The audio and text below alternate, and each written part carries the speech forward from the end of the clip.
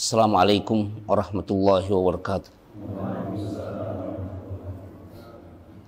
Innal hamdalillah nahmaduhu wa nasta'inuhu wa nastaghfiruh wa na'udzu billahi min shururi anfusina wa sayyiati a'malina.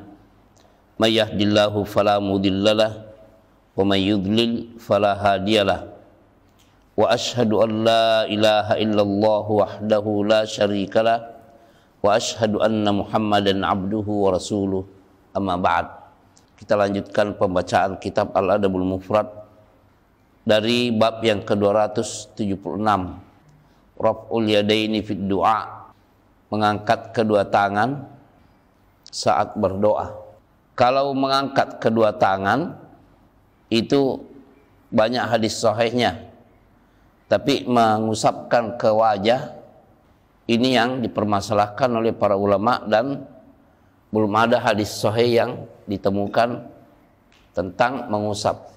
Jadi begini banyak hadisnya. Kemudian yang menjadi masalah itu adalah mengusap. Apalagi di situ disebutkan bukan hanya sekadar mengusap, tapi ini apa ini? Jadi bukan hanya sekadar begini, tapi yudiru itu artinya ini, iya, mengusap-ngusapkan. Dari Aisyah radhiyallahu anha, ia mengira bahwa ia mendengar dari Aisyah, ini Ikrimah ya, za'ama annahu sami'a minha, ya dia mengaku bahwa dia mendengar dari Aisyah radhiyallahu anha. Di sini disebutkan annaha, bahwa Aisyah ra'atin Nabiy sallallahu alaihi wasallam, melihat Nabi sallallahu alaihi wasallam yad'u. Lihat, yad'u di sini tidak ada terjemahannya, Pak ya. Apa arti yad'u? Berdoa. Jadi Aisyah melihat Nabi sallallahu alaihi wasallam berdoa ya, sambil mengangkat kedua tangannya. Jadi ada sambilnya. Beliau bersabda, yaqul innama ana basyarun, sesungguhnya aku ini adalah manusia. Ya sama di sini, innama ana basyarun fala tu'aqibni. Maksudnya, ya Allah, saya ini hanyalah seorang manusia. Fala tu'aqibni, janganlah engkau menyiksaku atau menghukumku. Ayyuma rajulin minal mu'minina, siapapun orangnya yang di kalangan orang-orang mukminin, adaituhu, yang telah saya ganggu, sakiti, au syatamtuhu, atau aku syatama itu menghardik atau menghina, fala tu'aqibni fihi, maka janganlah engkau menghukumku atas perbuatanku kepadanya. Nah, ini yang menjadi perhatian di sini adalah beliau mengangkat kedua tangan sambil mengucapkan doa ini. Nah, apa ini maksudnya mengangkat begini kan? Begini atau begini, Pak? Begini kan? Apa maksudnya ini? Menunjukkan yang dimintain di mana-mana atau di atas? Di atas ya. Adanya orang berdoa mengerahkan ini permohonan ke langit begini, itu menunjukkan bahwa yang dimintain adalah ada di atas. Ada di atas langit, bersemayam di atas arasnya. Ar-Rahmanu 'alal arsy istawa. Allah yang Maha Rahman itu bersemayam di atas arasy. Pemberitaan langsung dari Allah Subhanahu wa taala seperti itu. Begitu juga aamintum man fis samai ay yakhsifa bikumul ard fa idza hiya tamur. Apakah kalian merasa aman terhadap siapa yang di atas langit sana? Kalau Allah membuat bumi ini hancur atau jadi Allah yang memberitakan bahwa dirinya itu ada di atas langit, bukan ada di mana-mana. Dan juga orang yang meminta begini, menunjukkan yang dimintai di sana. Yang meminta begini itu maksudnya yang dimintai di atas langit. Beliau selalu berdoa, padahal beliau sudah diakui penghambaannya di sisi Allah Subhanahu wa taala. Sampai-sampai sekian ayat di dalam Al-Qur'an itu bukan menamakan Muhammad tapi abd. Subhanalladzi asra bi 'abdihi lailan. Maha suci Allah yang memperjalankan hambanya. Lihat, hambanya pada waktu malam minal masjidil harami ilal masjidil aqsa, dari masjidil haram ke masjidil aqsa. Nah, ini juga memperkuat hadis sebelumnya nih. Disebutkan bahwa Abu Hurairah meriwayatkan Qadimat Tufail bin Amr Ad-Dausi. Ini keluarga Abu Hurairah ya, karena Abu Hurairah itu dari kabilah Daus, dari Yaman. Makanya siapa nama Abu Hurairah? Namanya Abdurrahman Ad-Dausi, nama Abu Hurairah. Datang Tufail bin Amr Ad-Dausi ini datang kepada Rasulullah sallallahu alaihi wasallam dan mengatakan, "Ya Rasulullah, wahai Rasulullah, inna Dausan, sesungguhnya kabilah Daus, qad asat wa abad, telah bermaksiat dan enggan didakwahi, maksudnya tidak mau didakwahi dan tidak mau tunduk. Fada'ullaha 'alaiha." At-Tufail mengatakan, doakanlah keburukan bagi mereka. Fastaqbala Rasulullah sallallahu alaihi wasallam al-qiblah, maka beliau pun Nabi sallallahu alaihi wasallam menghadap ke kiblat, wa rafa'a yadayhi, dan mengangkat kedua tangan beliau. Fadhannan nasu, maka manusia mengira annahu yad'u alaihim, bahwa Nabi sallallahu alaihi wasallam akan mendoakan kebinasaan untuk mereka, Daus ya, kabilah Daus. Ini perkampungan dan suku Abu Hurairah. Faqala, maka Nabi sallallahu alaihi wasallam berdoa, Allahumma ya Allah, Allahumma hdi Dausan, ya Allah, berilah hidayah kepada suku kabilah Daus, wa'ti bihim, dan datangkanlah mereka. Nah, ini menunjukkan bahwa Nabi sallallahu alaihi wasallam berdoa untuk diberi hidayah kepada kabilah Daus, dan betul mereka datang dalam keadaan masuk Islam. Kabilah Daus ini adalah keluarga Abu Hurairah, Abdurrahman Ad-Dausi namanya.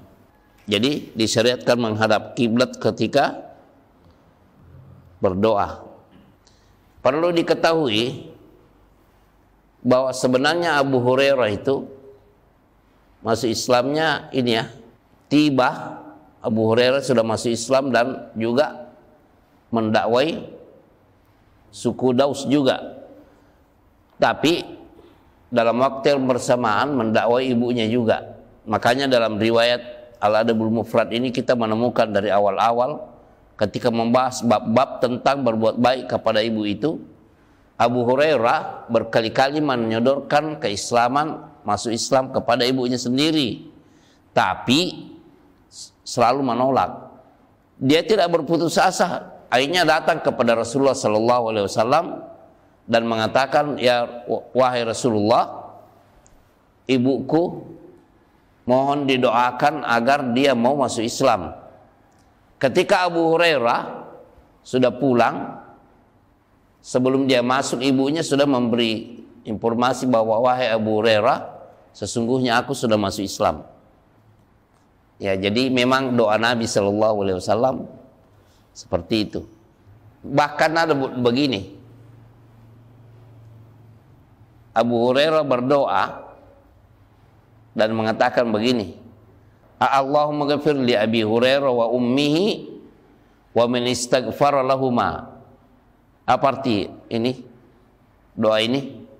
Allahumma ya Allah, ighfir li Abi Hurairah, ampuni Abu Hurairah, wa li ummihi, dan ampuni ibunya, wa liman istaghfara lahuma, dan juga ampuni orang yang memohonkan ampunan kepada keduanya. Makanya periwayat di level tabi itu mengatakan begini, maka kami sering mendoakan Abu Hurairah dan ibunya supaya mendapatkan keberkahan doa Abu Hurairah, karena dia katakan, ya Allah, ampunilah Abu Hurairah dan ibunya, dan bagi siapa yang memohonkan ampunan keduanya. Berarti kalau memohonkan ampunan Abu Hurairah dan ibunya, maka orang yang memohonkan ampunan itu mendapatkan doa pengampunan dari doa Abu Hurairah. Ya, Abu Hurairah yang berdoa memohonkan ampunan untuk dirinya dan untuk ibunya. Lalu dia tambah, ya Allah, ampunilah Abu Hurairah dan ibunya, dan orang yang berdoa memohonkan ampunan keduanya, maksudnya untuk Abu Hurairah dan ibunya. Ampuni juga orang yang memohonkan ampunan untuk Abu Hurairah dan ibunya. Jadi begini Pak, ada memang zikir dan doa atau zikir yang isinya itu memang zikir sebenarnya. Contohnya ketika sudah salam dari sholat, kan riwayatnya itu bahwa Nabi Shallallahu Alaihi Wasallam ketika sudah salam, Assalamualaikum warahmatullah, Assalamualaikum warahmatullah, apa yang langsung diucapkan oleh beliau? Berapa kali? Ya, astagfirullah itu permohonan kan? Ya Allah, aku memohon ampun kepada Allah. Tapi apakah ada riwayat yang menunjukkan bahwa ketika beliau beristighfar 3 kali setelah beliau salam dari salat, apakah ada riwayat yang menunjukkan astagfirullah, astagfirullah, astagfirullah, Allahumma antas salam wa minkas salam, tabarakta ya dzal jalali wal ikram? Ada enggak ini? Ya, jadi zikir-zikir ini, kecuali kalau di antara zikir tersebut ada permohonan khusus, yaitu berarti berlaku dengan ini, bisa diamalkan. Contohnya apa? Yang diperintahkan kepada Abu Dzar Al-Ghifari oleh Nabi Shallallahu Alaihi Wasallam apa? Jangan sama sekali engkau lupa mengucapkan setiap sesudah sholat, Allahumma a'inni ala dzikrika wa syukrika wa husni ibadatika. Ya Allah, tolonglah aku untuk senantiasa berzikir kepadamu, bersyukur kepadamu, dan senantiasa memperbaiki ibadah kepadamu. Atau kalau kita termasuk orang yang mengamalkan doa sesudah salat subuh yang isinya begini, Allahumma inni as'aluka ilman nafi'an, ya Allah, sesungguhnya aku memohon kepadamu ilmu yang warizkan thayyiban, dan rizki yang baik, wa amalan mutaqabbalan, dan amalan yang diterima, dikabulkan. Wallahu alam. Tapi sebagian ulama juga mengatakan tidak ditemukan riwayat secara khusus yang menyebutkan bahwa doa yang Nabi Shallallahu Alaihi Wasallam panjatkan sesudah sholat itu, atau zikir, bahwa beliau mengangkat tangan beliau. Ia membutuhkan ini pencarian dalil kalau mau diamalkan secara umum. Dan ini hadisnya disahihkan oleh sejumlah ulama. Disebutkan di sini dari Salman Al-Farisi radhiyallahu anhu bahwa Nabi Shallallahu Alaihi Wasallam telah bersabda, Inna rabbakum hayyun karim, sesungguhnya Rabb kalian itu maha pemalu dan maha dermawan. yastahi min abdihi, dia Allah malu kepada hambanya, idza rafa'a ilaihi yadaihi, kalau hambanya itu mengangkat kedua tangannya meminta kepadanya, kepada Allah, an yaruddahuma sifran, malu kalau Allah membalasnya dengan sesuatu yang kosong, artinya tidak ada yang dikabulkan. Allah malu terhadap hambanya kalau hambanya berdoa sambil mengangkat kedua tangannya meminta kepadanya, lalu Allah menolaknya. Allah malu melakukan hal itu. Inna rabbakum hayyun karim yastahi min abdihi idza rafa'a ilaihi yadaihi an yaruddahuma sifran. Disebutkan di sini akhrajahul arba'ah illa Nasa'i. Yang disebut arba biasanya itu 4. Abu Daud, At-Tirmidzi, Ibnu Majah dan An-Nasa'i. Dari 4 ini yang mengeluarkan 3. Jadi An-Nasa'i tidak meriwayatkan. Yang meriwayatkan adalah Abu Daud, At-Tirmidzi dan Ibnu Majah. Dan Anda melihat di Sahih Sunan Ibnu Majah dan juga Sahih Sunan At-Tirmidzi, Syekh Al-Albani rahimahullah ada mensahihkan hadis ini dengan sejumlah tambahan lafaznya. Inna Nasa'i wa sahahul Hakim, dan yang termasuk Al-Hakim An-Naisaburi rahimahullah termasuk ulama hadis yang mensahihkan hadis ini. Maksudnya di dalam kitab Al-Mustadrak wal Sahihain. Ya, ini tambahannya. Subhanakallahumma wa bihamdika asyhadu an la ilaha illa ant astaghfiruka wa atubu ilaik. Assalamualaikum warahmatullahi wabarakatuh.